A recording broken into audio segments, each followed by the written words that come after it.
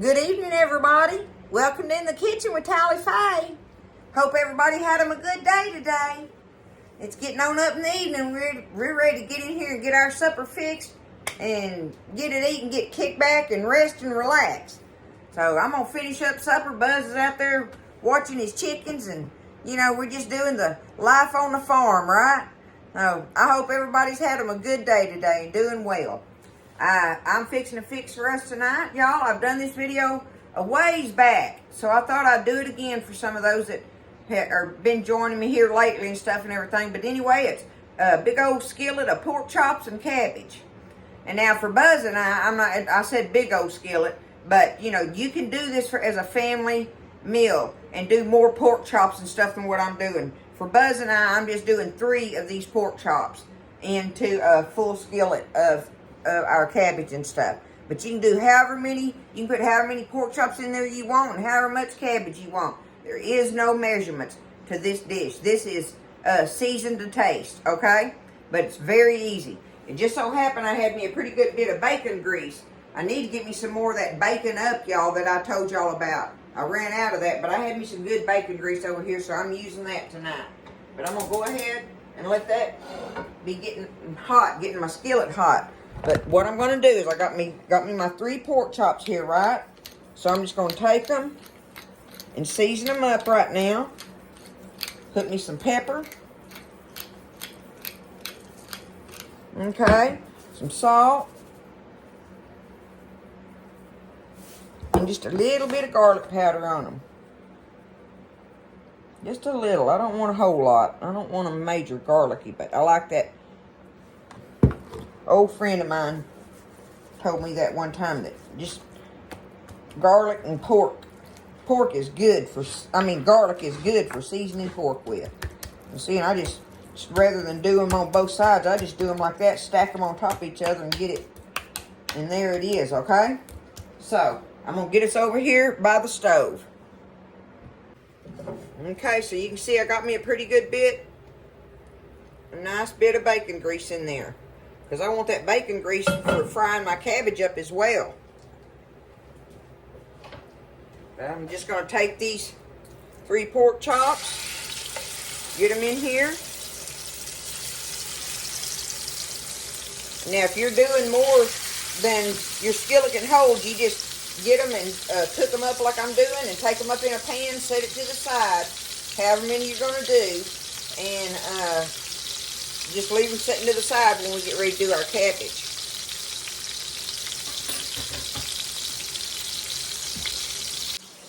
So now, while my pork chops are over there cooking, I'm just going to I got me a head of cabbage here, and I'm going to cut it in half.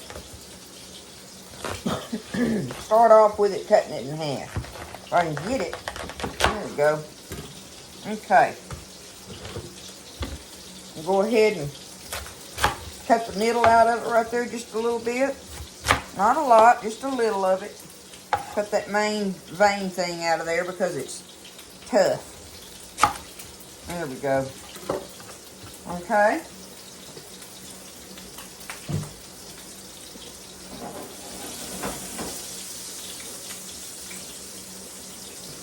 You want to sear your pork chops real good. You don't want to burn them.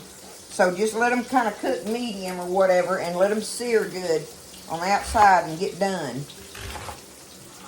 Just till they're done, but you want them to sear good. So I'm just taking my cabbage and I'm just going to cut it, do the chop thing with it. I don't want to do it too big, but I don't want it little bitty neither. So, you got to find that perfect little size bite to do with it. There we go. Okay, so I've got half a head of cabbage here with the 3 pork chops. There's half a head. I think that's probably going to be just right for what I want for Buzz and I. Now, the one other thing I have to do is get me an onion.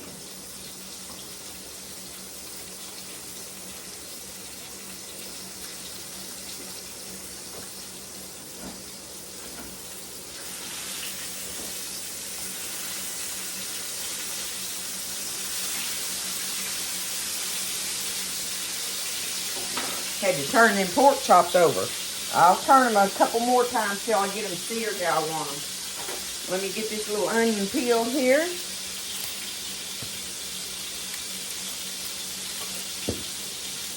I'm gonna take him, have him ready. I'm gonna put it in next for a minute or so before I put my cabbage in there. All right.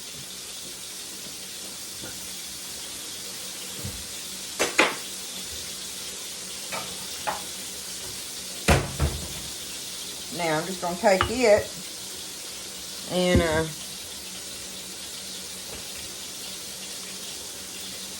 just gonna take it and just kind of cut it in irregular pieces, like just kind of like that. You cut it how you want to. It don't bother me about how it's cut in this. I just like to kind of do it just like that. So you got a cut up onion in there.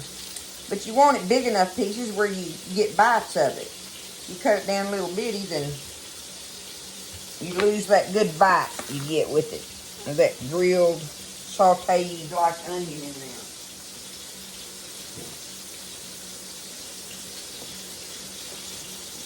Okay, so we've got that done. We'll get back over here by the stove. I'm going to add me just a little bit more salt to my meat while it's in there cooking. Just a little. That's up, see, that's just up to you though, right? I just like to make sure I got plenty of good flavor on my meat while it's cooking like that. Alright, so my pork chops are almost ready. So what I'm going to do is go ahead and put my onion in there and let it go ahead and get started cooking. Because like I say, I wanted it to cook for just a minute before my cabbage.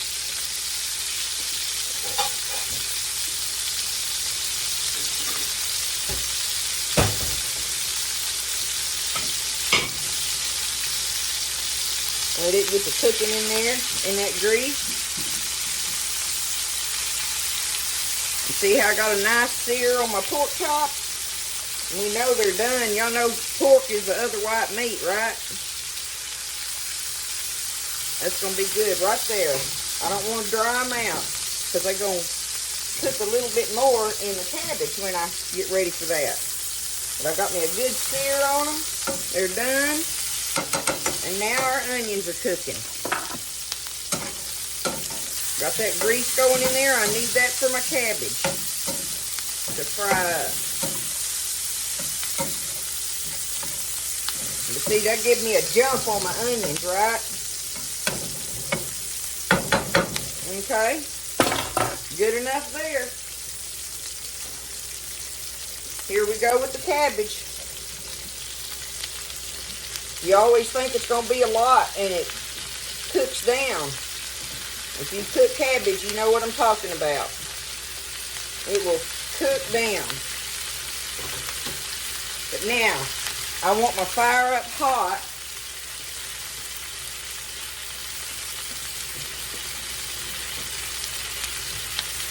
I want my fire up hot. But what I do want to do is go ahead and toss my cabbage in that grease and get it coated in it. Not just what's on the bottom down there, right? So take it and, ooh, that handle's hot. Take it and toss it around in there and get that bacon grease and stuff, all that goodie out of that skillet on there.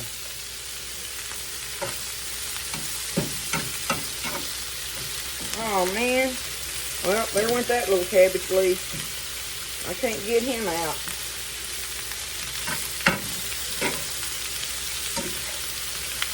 I'll have to clean my stove top up anyway from all this splattering. Look at that, how good that's already looking, right? I know you gotta love fried cabbage. And that's basically all this is fried cabbage, but you put your pork chops down in here in a minute. But what we want to do before we put our pork chops in there, get that piece broke up a little bit, is get us some of these, get our cabbage seasoned up and get some little burnt edges on it like, okay? So, let's go ahead, salt it down. That's to taste, right?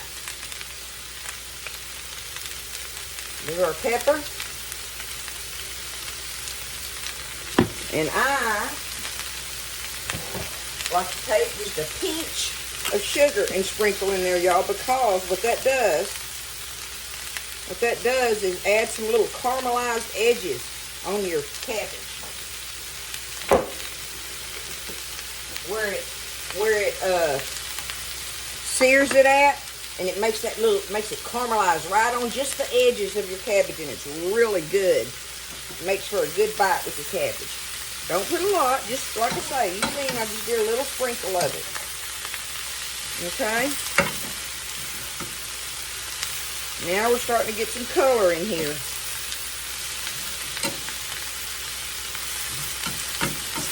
Just a little color on them edges. And the best thing to do is not stir it a lot. I know it looks like I am, but okay. So I've got it stirred. I'm going to let it sit and let it brown on the bottom down there where the parts that are touching the skillet, and then toss it again a little bit more. And let that brown on that bottom, 2-3 minutes or something like that. And then we're fixing to put them pork chops right back in here. So just let it sit there and let it just fry on them on the bottom and kind of burn some of them edges. That's so good. Makes it so good.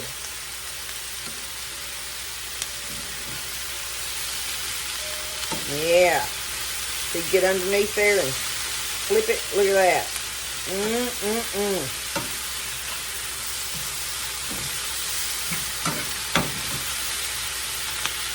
Okay. Here we go. That's good enough for me. The cabbage is not quite done, but it's almost there. So look, we're going to take these pork chops, take them and then just put them down in there in it. Okay? Get them down there on the skillet bottom if you can. Kind of waller it around. Get them covered up with some of that cabbage. And it's cooking hot, y'all, okay? I'm still cooking it hot for the moment. Just like that. Now, take this out. Water me a hole out there and get it down in there. Get some of that cabbage over it.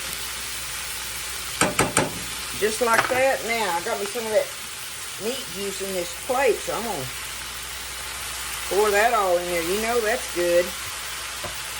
Okay, I'm fixing to take it and turn my fire down low.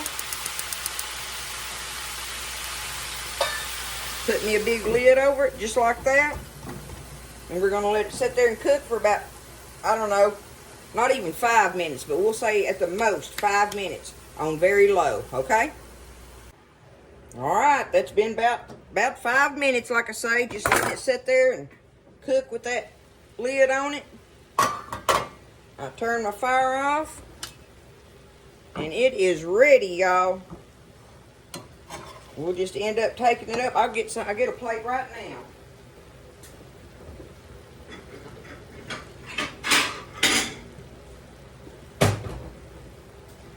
See, and what I do is just get me a plate of it. Get me some of that cabbage on here. Take it up like that. Get you one of them pork chops and lay it across there. Now get me a little more cabbage to go with it. Because you want a good bit of your cabbage. That's good with it. But there it is, look. Got a big pork chop right in the middle of it. All that flavoring and stuff and everything. That is pork chops and cabbage the Tally Faye way, y'all. Skillet, pork chops and cabbage. So, easy peasy and very good. Only thing I need to do is make a pan of cornbread. Have us a hunk of cornbread over here with this cabbage and pork chop. Wouldn't that be good? All right. Y'all have a great evening. I love you guys. Take care. Stay blessed. And I'll see you next time in the kitchen with Tally Faye.